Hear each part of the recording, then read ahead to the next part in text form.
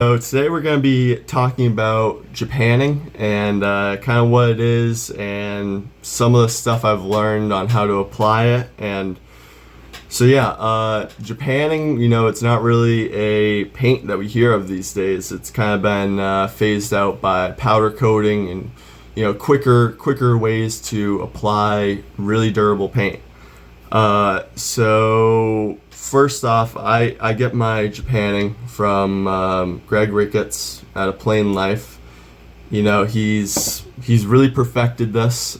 He's really nice to deal with. I think I got this 2 years ago from him, and he really helped me out. There was some stuff that I needed right away to go get a project going. I was super antsy, and so anyway, great guy to deal with. And so I'm just gonna kind of talk about what's in Japanning, what's different about it from regular paints, and why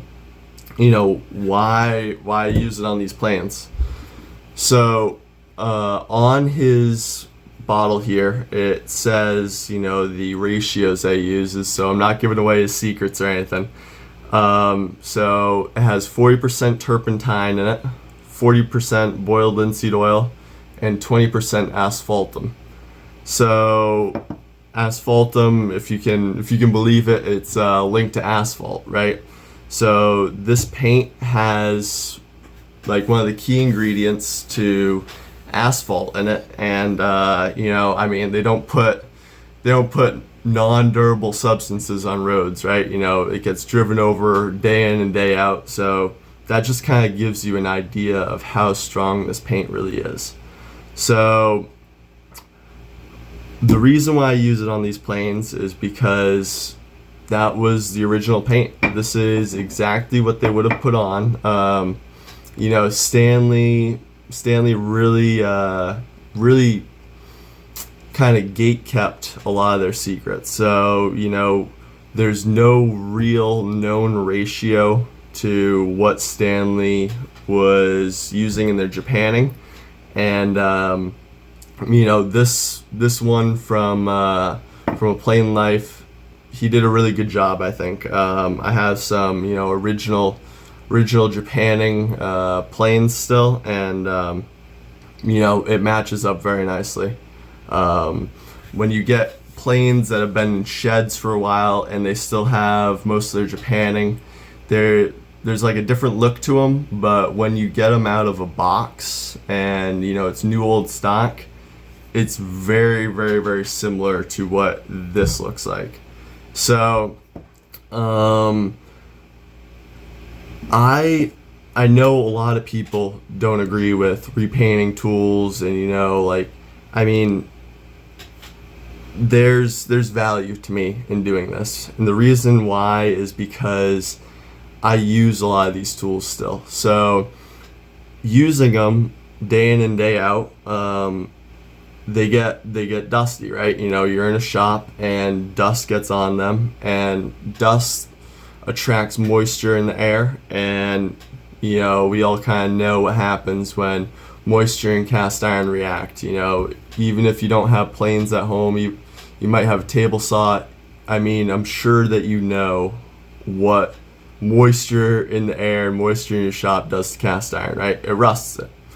So there's more than just a visual aspect to re-Japanning your planes. It's almost more of a practical reason, and a real benefit to the tool other than looks. So it creates that nice barrier between cast iron and dust. So it really does a great job in preventing rust. So that's really what justifies it for me. Also, if I was doing it just for the looks and just to get it to look like it's brand new or something, maybe trying to trick somebody, which I don't want to do. That's not my goal. I'd probably spray paint it. I'd spray paint it to look the same and everything, but I'm able to keep originality at the same time as I am protecting it in the future, right? So this plane, it was patented in 1858, right? Yeah, 1858. So this is a Type 1, so it probably wasn't made in 1858, but it was at the very, very, beginning of this patent's time frame. So, it made it all the way until now with the coat of paint it had, right? So if I can reapply that coat of paint and keep it in the shop working, then there's a chance that, that many years from now, this plane could have a second shot. Otherwise, it sits in a shop, it gets dusty, there's a little humidity in the end of the summer, and it starts to rust. Every year it starts to rust, and now you have pitting, and before you know it, there's irreversible damage. So that's kind of what I do to justify it. I really appreciate being able to use this tool as it was intended to be used. And I mean, you can see like the job it does. So, this is just, common use. This is all dust, right? But this is what the paint looks like. And I mean, it's just a really, really beautiful, deep black looking finish, and it's super durable. It's original. It's what they would have put on. So I'm gonna probably kind of go into this a little bit more in some future stuff, just because I have some parts that are cooking right now. And yes, I did say cooking. The one of the big things about this is you have to cook it. So he recommends on his page I use a toaster oven.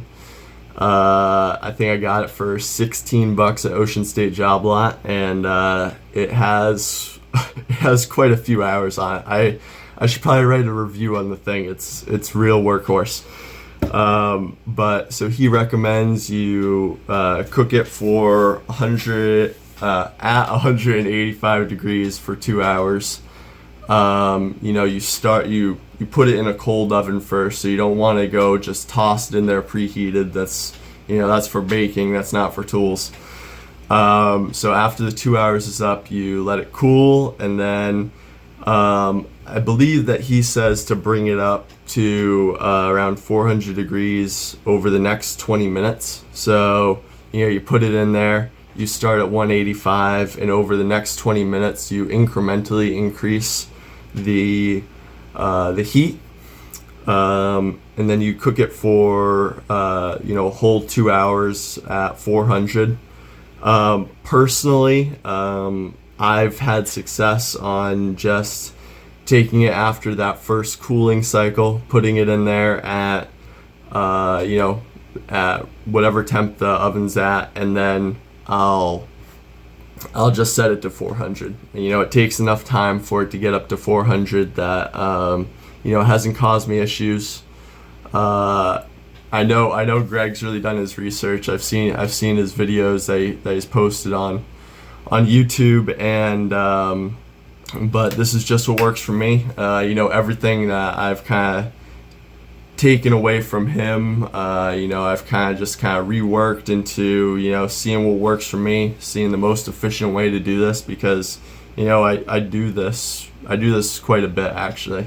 Whenever I really feel the need to, redo a plane's paint, for that practical purpose, I'll do it. So I'll just kind of keep you guys posted on the plane that I'm doing now. But if anybody really wants the information, go to, I think it's probably just like a planelife.com or something.